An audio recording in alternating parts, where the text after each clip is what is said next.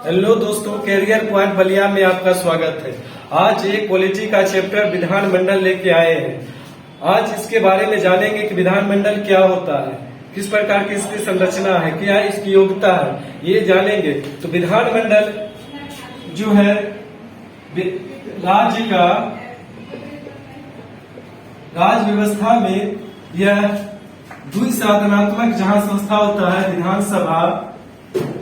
विधानसभा और विधान परिषद।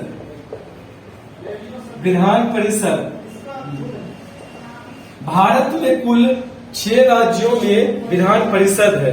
विधानमंडल का निर्माण विधानसभा, विधान परिषद और राज्यपाल के मिलने से होता है। तो विधानसभा के सदस्यों की योग्यता होती है 25 साल का हुआ हो, वह भारत का नागरिक हो, वह किसी भी लाभ के पद पर न हो, वह दिवालिया भी न हो। इस प्रकार के व्यक्ति विधानसभा के सदस्य बन सकते हैं। और बिहार विधानसभा का जहां बात हो, यहाँ पे 243 सीट है, जिसमें से चुनाव 242 का होता है और एक सदस्य एंग्लो इंडियन का मनोनयन होता है। दूसरा विधान परिषद जो होता है वह विधानसभा सदस्यों का 1/3 होता है और बिहार में इसकी सदस्य की संख्या 75 है।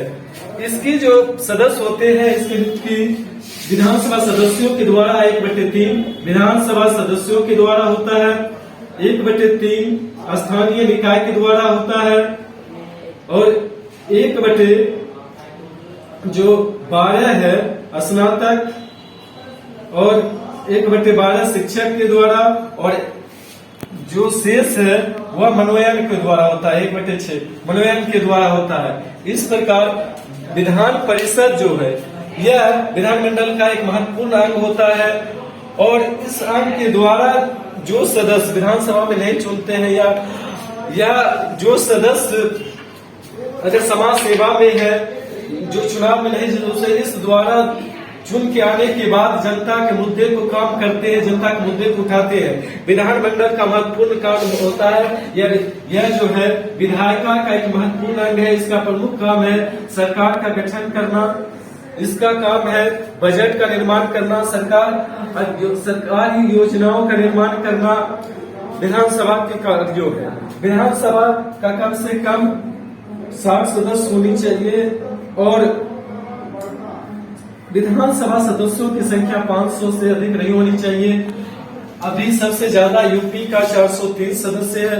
तो विधानसभा जो है राज्य में जिस प्रकार से लोकसभा केंद्र में कार्य करती है, उसी प्रकार से राज्य में विधानसभा का कार्य है और इसके द्वारा जो है सरकार का गठन करने के बाद, सरकार का निर्माण करने के बाद यह बजट सत्र का संचालन करता है, जनता के मुद्दे को उठाता है, संसद के सत्र में लेता है और क्रियान्वयन करता है। एक इसमें सत्ता पक्ष जो मेजोरिटी वोट लाते हैं और जो बहुमत नहीं प्राप्त कर सकते वो भी एक सकारात्मक विपक्ष की भूमिका होती है और लोकतंत्र में सत्ता पक्ष और विपक्ष दोनों की भूमिका महत्वपूर्ण होती है। तो इस प्रकार से हम कहते हैं कि विधानमंडल जो है राज्य विधायिका का एक प्रमुख अंग है और इसमें राज्यपाल को संवैधानिक राज्य प्रमुख माना जाता है और वास्तविक मुख्यमंत्री को माना जाता है। संवैधानिक प्रमुख और वास्तविक प्रमुख मुख्यमंत्री को माना जाता है। यह जो होता है राज्यपाल या केंद्र के एजेंट के रूप में काम करता है, ये कड़ी के रूप में काम करता है, केंद्र और राज्यों के बीच में एक सहकारी संघवाद के रूप में काम करता है। लेकिन वास्तविकता में ये पद जो है, अगर राज्य और केंद्र में अलग अलग पार्टी की सरकारें हैं तो तनाव हो जाती है। सन 1967 से पहले जब केंद्र और राज्य में एक ही पार्टी की सरकार थी तो किसी भी प्रकार की तनाव नहीं होती थी। लेकिन जब केंद्र में कांग्रेस पार्टी की सरकार और राज्य में दूसरे पार्टी की सरकार हुई तो फिर यह राज्यपाल का मुद्दा एक विवादास्पद मुद्दा बना और इसके लिए कई आयोग हुए। तो जिसमें से कि प्रमुख सरकारी आयोग जो है, जो महत्वपूर्ण आयोग है सरकारी आयोग, इन्होंने राज्यपाल के नियुक्ति से संबंधित कुछ विचार रखे हैं कि राज्यपाल जो हो वह राज्य का निवासी नहीं हो, जिस राज्य में उसकी नियुक्ति किया जाता है वह किसी भी राजनीतिक दल से जुड़ा हुआ नहीं हो, उसका कार्यकाल एक फिक्स हो, वो जो 5 वर्ष का हो और राज्यपाल के हटने के बाद उसे किसी भी प्रकार के राजनीतिक पद नहीं दिया जाना चाहिए। तो राज्यपाल जो होते हैं वह राज्य विधानमंडल का एक प्रमुख कड़ी है और इसका महत्वपूर्ण काम है। राज्यपाल की योग्यताएं वह 35 वर्ष का हो, वह भारत का नागरिक हो, वह दिवालिया नहीं हो और उसमें किसी भी प्रकार की जरूरत। और राज्यपाल के अनेक कार्य हैं। राज्यपाल का जो कार्य है उसको अनेक प्रकार के कार्य हैं, जैसे विधायी कार्य, कार्यपालिका कार्य, क्षमादान की शक्ति, अध्यादेश की शक्ति और वित्तीय संबंधी कार्य।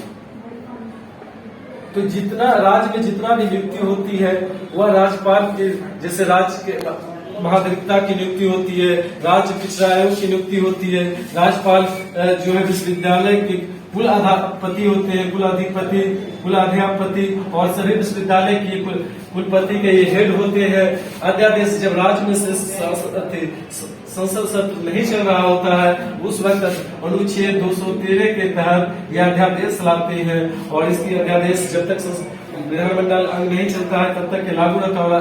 जब आना था तो उसके 1 माह के अंदर इसे लागू करना चाहिए। क्षमादान राज्य के विषय पे राज्यपाल को क्षमा करने की कार्यपालिका संबंधी जो अधिकार है राज्यपाल के पास है। राज्यपाल अनेक प्रकार की कार्यपालिका नियुक्ति करती है, चाहे राज्य पिछड़ा आयोग है, राज्य महिला आयोग के अध्यक्ष है या जिला जज के या अन्य नियुक्ति है वो राज्यपाल के द्वारा होती है। कुलपति की नियुक्ति ये भी राज्यपाल के द्वारा होती है।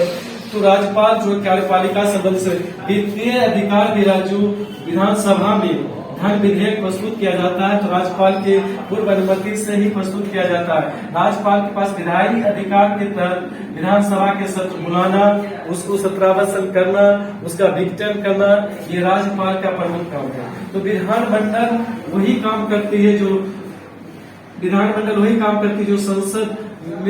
संसद करते हैं, जैसे लोकसभा, राज्यसभा और राष्ट्रपति मिलकर करते हैं। यह राज्य में मुख्यमंत्री जो है राज्यपाल के सभी कार्यों को मंत्रिपरिषद की सहायता से कराया जाता है, जिसका प्रधान मुख्यमंत्री होते हैं। तो इस प्रकार से हम जाने कि और बिहार में जो विधान परिषद के सदस्यों की संख्या 75 है और विधानसभा सदस्यों की संख्या 243 है।